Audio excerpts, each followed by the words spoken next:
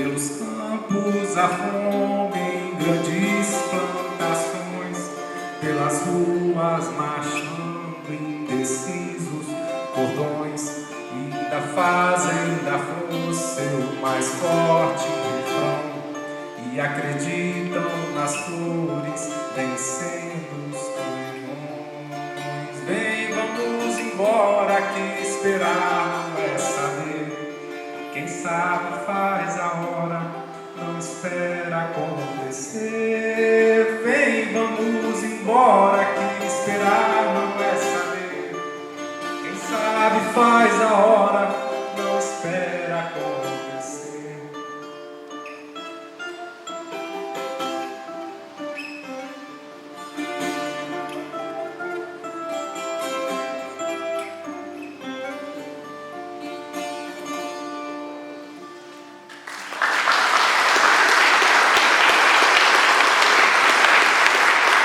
Eu vejo o nome deles nas placas, a minha mãe sentia a bota deles nas pernas, o meu tio guardava a poesia na gaveta e eu vejo os torturadores libertos, líderes os saúdam numa dança nefasta, mas são esquecidas as vozes torturadas. É imperial o país da bandeira estrelada, que de azul, branco e sangue tingiu nossas calçadas. A América Latina sangra a memória da palmatória e do pau de arame.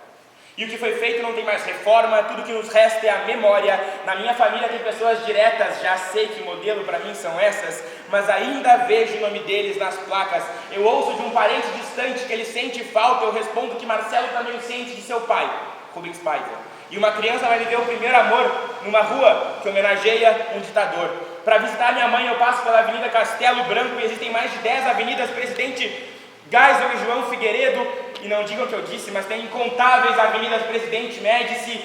Mas me perdoem, presidentes são eleitos, esses são ditadores, e me frustra saber que elegeram na urna alguém que homenageou o torturador Ustra. O maior presente que o passado me deu foi a democracia, portanto serei eterno antagonista. É nós contra eles e não tentem me convencer do contrário. Eu não me misturo com um militar antidemocrático, o lugar de milico é pintando meio fio e não liderando o Brasil. Mas eu ainda vejo o nome deles nas placas. A minha mãe sentia a bota deles nas pernas, por isso as minhas linhas são ganchos, jabs diretas democráticas. Afinal de contas, é só na democracia que se pode vencer com a palavra.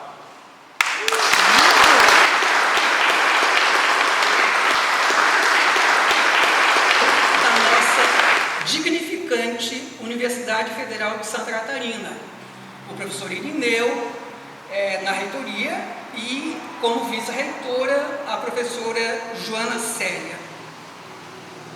Todos afirmando o seu, o nosso compromisso para com a defesa intransigente desta instituição, na preservação e ampliação do seu caráter público, que implica público ser popular, ser de todos, gratuita e de qualidade. Sobretudo diante da realidade sombria pela qual estamos atravessando, este compromisso precisa ser afirmado cotidiana e incessantemente. Hoje, como no passado, forças poderosas tudo fazem, assim como tudo fizeram, para que nossos jovens não tenham acesso facilitado ao esclarecimento, a condição de poder pensar o próprio pensamento, a reflexão, ou seja, para que nossos jovens sejam mantidos distanciados da ciência, da filosofia, das artes. Tudo isso como expressão contundente da brutal produção de gigantescos freios históricos capazes de dificultar sobremaneira e mesmo de impedir que nossa juventude e todos nós tenhamos acesso à condição de podermos produzir soberanamente nosso próprio projeto nacional popular. O grande Darcy Ribeiro já nos alertou lá atrás para o fato de que a crise da educação brasileira não é uma crise, é projeto. Aos avanços no campo educacional duramente conquistados nos governos Lula e Dilma, tem-se hoje, em contrapartida, a desarticulação dessas políticas, o desmanche, a mais desbragada canalice. O lavajatismo e o impedimento da Dilma estão mostrando, enfim, em atendimento a quais propósitos vieram: o de assambarcar, saquear nossas riquezas, notadamente o petróleo, a descoberta das imensas reservas do pré-sal, que se constituiriam como nosso seguro passaporte para o futuro. Mas também a devastação da Amazônia pelo extrativismo mais despudorado e vil, a exploração dos nossos vastos e qualificados aquíferos, para ficarmos apenas nestes 3 exemplos altamente representativos da grandiosidade e da torpeza dos saques pelos quais todos nós, brasileiros e brasileiras, estamos sofrendo. Ao bater continência para a bandeira estrelada dos Estados Unidos, Bolsonaro deixou escancarado a quais interesses seu desgoverno atenderia. E para não pairar qualquer dúvida a respeito, numa reunião realizada em Washington, no início de 2019, logo que assumiu a presidência, afirmou: "Eu não vim para construir nada, estou aqui para destruir." Só não enxerga quem não quer ver em que, afinal, está resultando isso tudo. Enquanto no presente Bolsonaro trata de reverenciar a bandeira estadunidense e assim atualizar a máxima entreguista e vira-latista de que somos, sim, quintal dos Estados Unidos, lá atrás, há mais de meio século, em maio de 1968, os estudantes da UFSC, em seus veementes e concorridos protestos pelo centro da capital, tratavam de atear fogo nessa estrelada bandeira. Em matéria publicada pelo jornal O Estado, Florianópolis, de 31 de maio de 68, lê-se, aspas: "Em frente à Catedral Metropolitana, o cortejo se deteve para que os oradores começassem a falar ao povo. As escadarias do templo estavam completamente tomadas pelos populares. De um mini palanque, os acadêmicos de quase todas as faculdades da UFSC pronunciaram discursos cuja tônica foi sempre a mesma: ataques à política educacional do governo, ao imperialismo americano e à reitoria. Meses adiante, em dezembro de 1968, a ditadura, instalada no país graças ao golpe de 1964, anuncia o ato institucional número 5, o famigerado AI-5, e semanas após, em fevereiro do ano seguinte, o decreto 477, tido como o AI-5 das universidades, pois destinado especificamente aos jovens estudantes, como resposta ao então considerado radicalismo do seu "é proibido proibir", de sua luta para com a construção de um Brasil mais justo, de um Brasil para os brasileiros. O decreto 477 tratava de punir com expulsão, mediante processo sumário, professores, alunos e funcionários acusados de subversão ao regime. A partir de então, o inquieto, combativo, propositivo e relevante movimento estudantil da UFSC foi emudecido pela brutalidade do golpe civil-militar de 1964. A reforma universitária, defendida pelo estudantado, tinha a ver com a construção e o fortalecimento de nossa soberania nacional e popular. Na esteira, por exemplo, do que defendia o projeto de fundação da Universidade de Brasília, sob a responsabilidade de homens, de brasileiros da envergadura de Darcy Ribeiro, Anísio Teixeira e Oscar Niemeyer. Lembremos que a UNB surgiu em 1962, com o generoso compromisso de reinventar a educação superior brasileira, entrelaçando as diversas formas de saber, de modo a formar profissionais efetivamente engajados na transformação do país. Então, logo o golpe foi promulgado, a UNB foi uma das universidades que sofreu um dos mais violentos, uma das mais violentas presenças das forças militares à procura dos subversivos lá existentes. Uma vez garroteado o movimento estudantil, Ferreira Lima tratou de intervir nas eleições para o DCE, de modo a garantir a condução de Rodolfo Pinto da Luz à presidência do diretório. Agora amansado, o movimento estudantil ficou circunscrito, por exemplo, à convocação dos jovens ingressantes na universidade para que fossem doadores de sangue, como um dever cívico-social. Na história da UFSC, 2 reitores estiveram à frente da universidade por 3 gestões.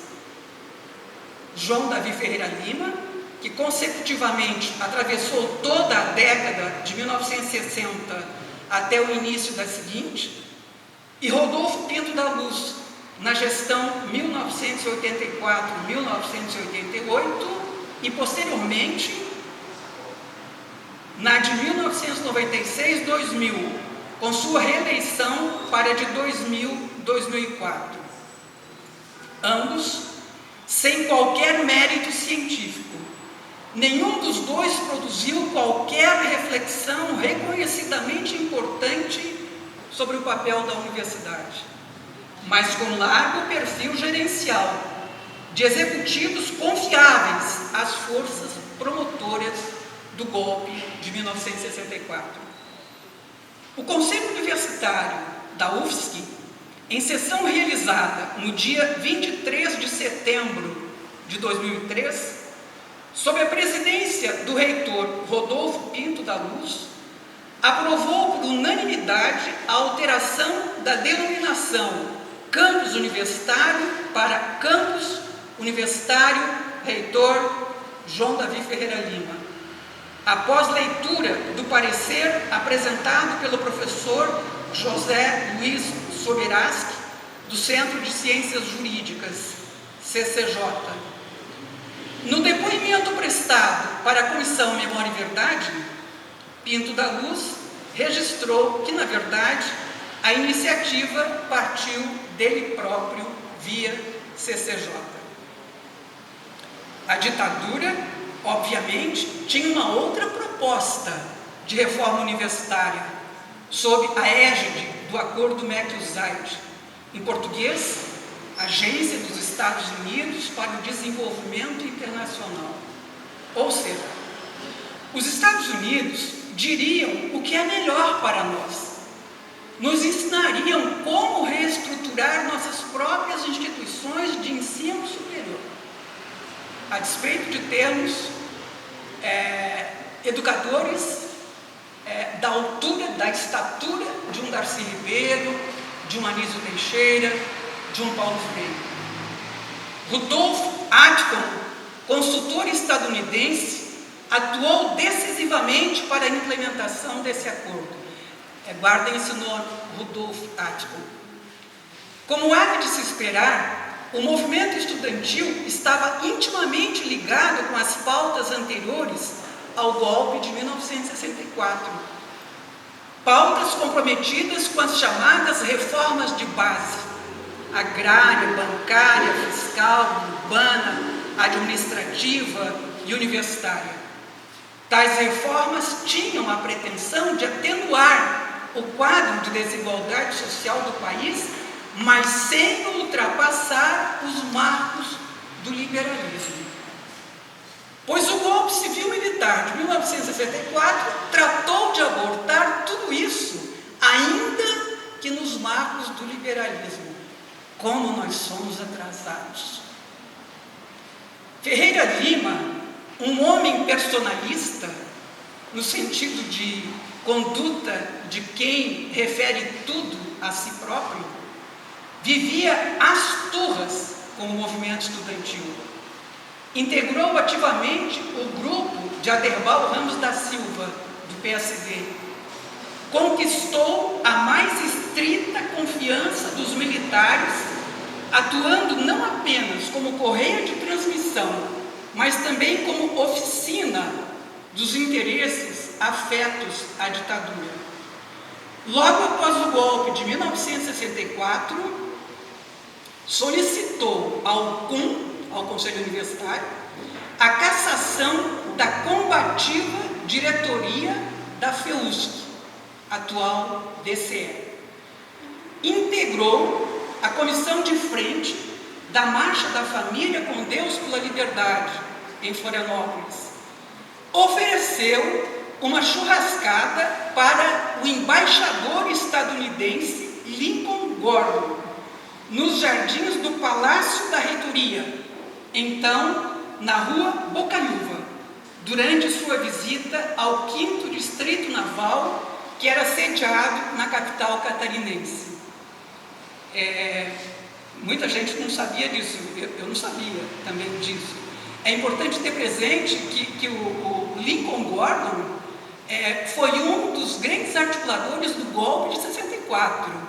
Aquele documentário, Um Dia, que durou 21 anos, ele trabalha de modo claríssimo o Lincoln Gordon e o golpe militar de 64.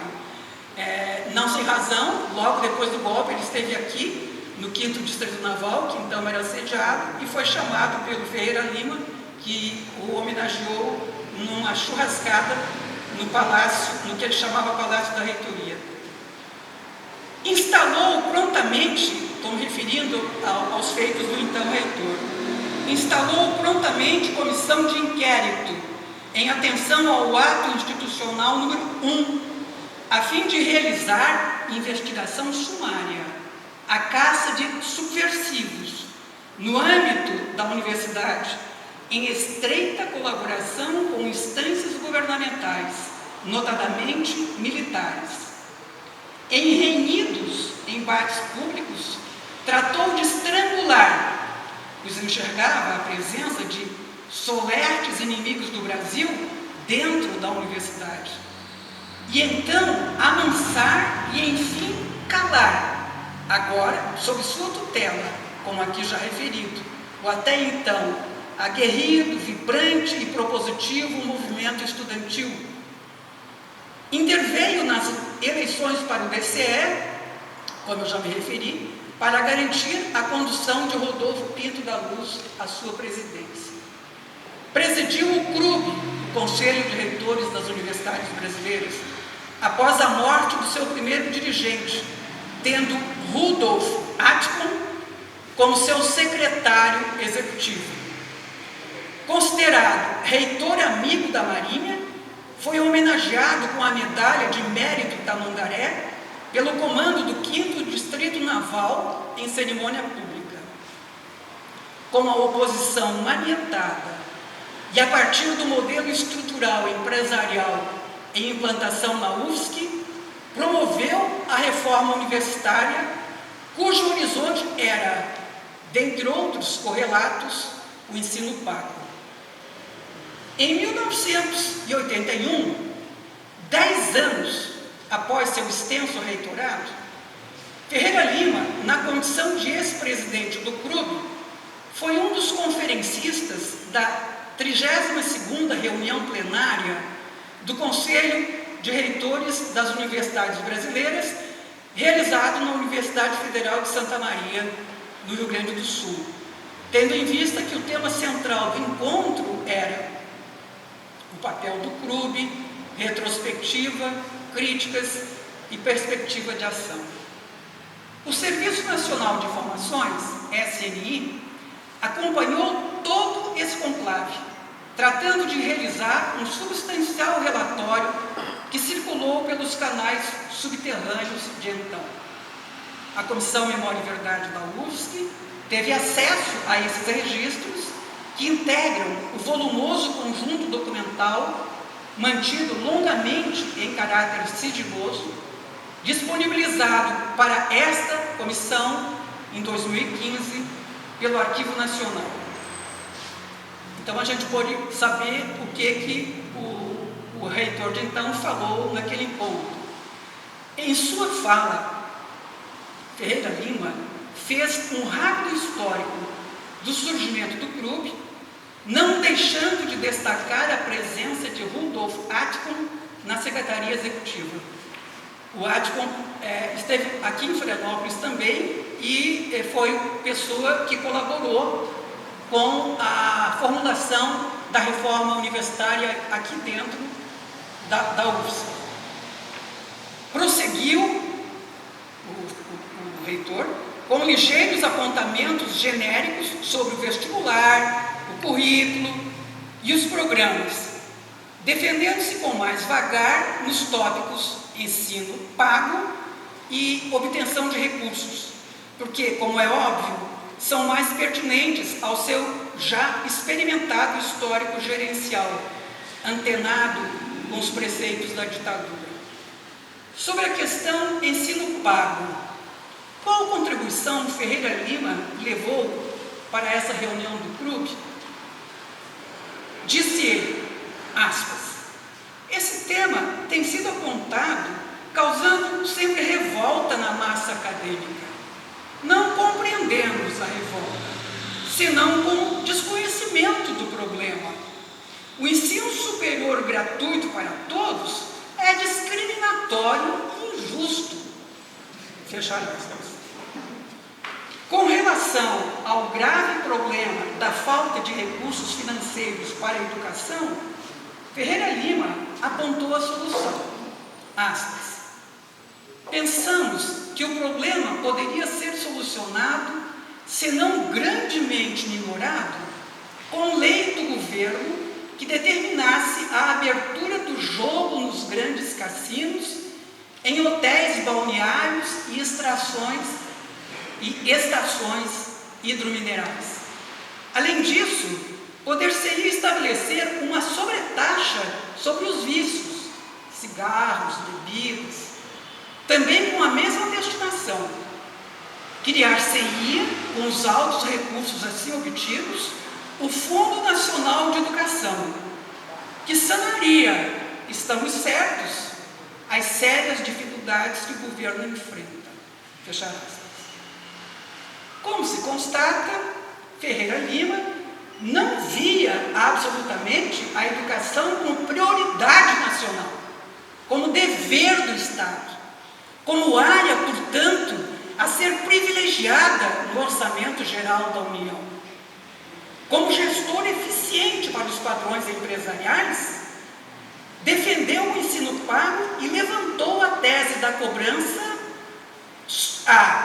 de impostos sobre os jogos mediante a legalização dos cassinos e B, de sobretaxa sobre a venda de cigarros e bebidas alcoólicas, cachaça, cerveja, etc. Ou seja, para João Davi Ferreira Lima, ex-reitor da Universidade Federal de Santa Catarina e nome oficial do campus da Trindade, os recursos para a manutenção da educação brasileira, notadamente de suas universidades federais, deveriam vir da institucionalização do ensino pago e da exploração dos jogos de azar e dos vícios de fumar e de beber. Pelo modo como conduziu a UFSC, sobretudo durante a ditadura, Ferreira Lima acabou por corresponder, na prática e de forma incisiva, aos reclamos do Marechal Costa e Silva, constituindo-se num leal reitor-general. Ainda que a revelia de fartas fontes primárias e beneficiado pelo silenciar do contraditório imposto pelo golpe de 1964, conseguiu assentar a narrativa de haver sido o fundador da UFSC. O livro, eu vou mostrar aqui, este livro. O livro que também é editado aqui pela editora da UFSC. Né? O livro Pensamentos, Palavras e Obras, de Henrique da Silva Fontes, numa edição de 2016, pela editora da UFSC, desnuda essa questão, e com riqueza de fontes primárias. Esse livro foi também uma das decorrências do nosso trabalho na Comissão Memória e Verdade. Nele há um belo e esclarecedor prefácio assinado pelo professor Armen Mamikonian. Na contracapa deste livro consta o seguinte, aspas, ao circular pela... Vou ler por aqui, pela contracapa. Ao circular pela praça, em frente ao prédio central da reitoria da Universidade Federal de Santa Catarina, no campus da Trindade, em Florianópolis, pode-se perceber a existência de dois monumentos, compostos por bustos personalizados, no meio de uma arquitetura ovalada bastante semelhante, localizados praticamente um ao lado do outro. Um deles trata de homenagear Ferreira Lima e o outro, Henrique Fontes. O conteúdo deste livro visa chamar a atenção para o fato de que há um claro litígio na história dos primórdios de nossa universidade, corporificado na presença próxima desses dois monumentos, em que o personagem de um é prestigiado e reconhecido como fundador, enquanto o outro, bastante esquecido, é conhecido como, visto como idealizador. Como se construiu ao longo do tempo tal narrativa?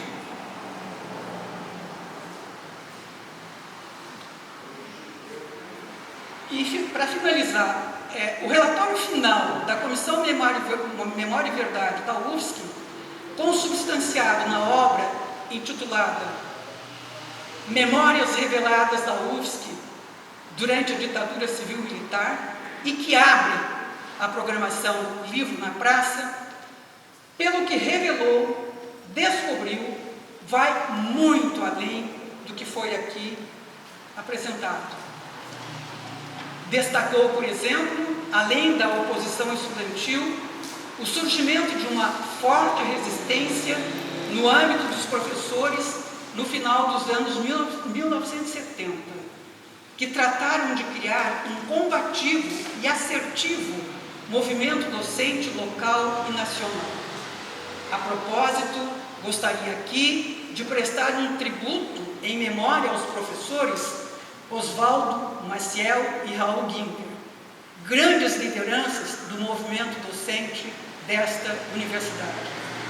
Com isso, ainda que sem aqui nomeá-los, registrar que no avançar das 576 páginas que constituem esse livro-desafio, há muitas e muitas outras histórias enobrecedoras, de resistência, de luta, dos estudantes, dos professores e dos servidores desta grande instituição de ensino superior, a nossa dignificante Universidade Federal de Santa Catarina, tão enxovalhada pelas forças conservadoras que a querem aprisionada a esse passado que não passa e que tolhe o nosso futuro. E, por oposição, tão fundamental para a construção de um Brasil para os brasileiros, num projeto de soberania nacional popular. No final do trabalho da comissão, do livro, tem um conjunto de recomendações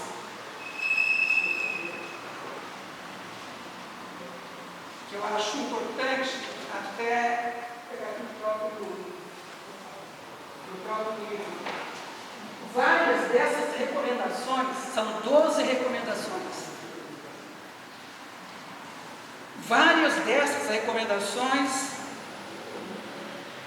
algumas dessas recomendações foram atendidas, grande parte não.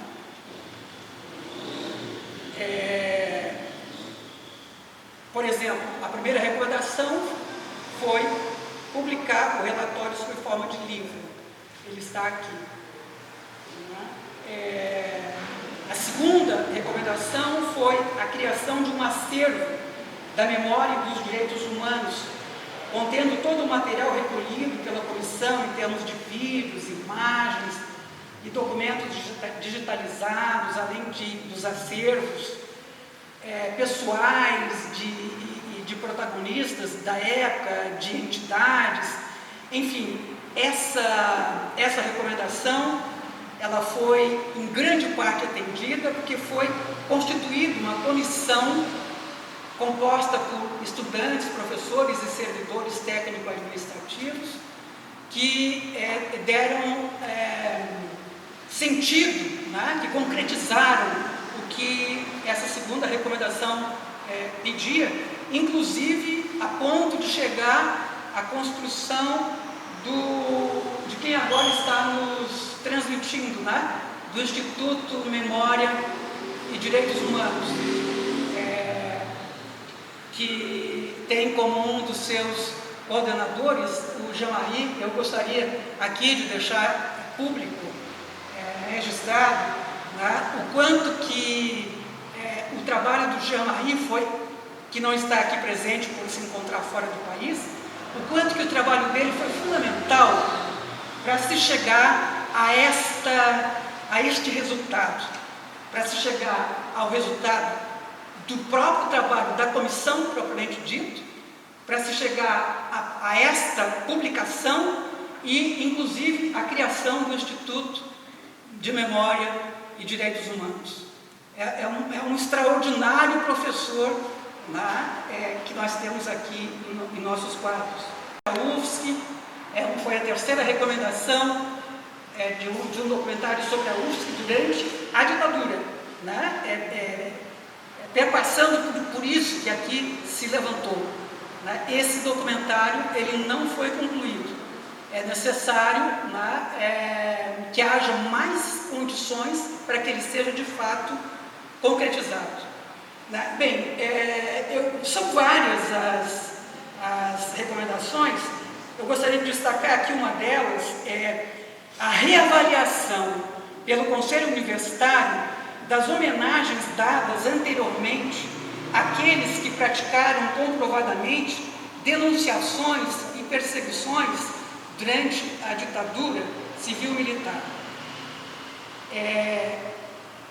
Eu conversei com o Jean-Marie 2 dias atrás, e para me inteirar a respeito de a quantas andam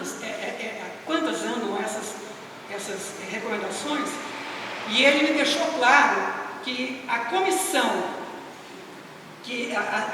eu vou ler aqui o que está posto na página 557, depois dessa relação de recomendações.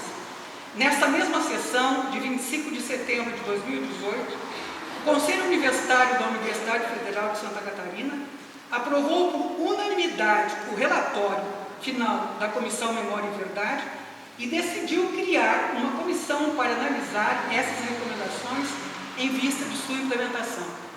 Até hoje essa comissão não foi implementada, ela não foi criada, não obstante as cobranças no sentido de que ela fosse de fato efetivada.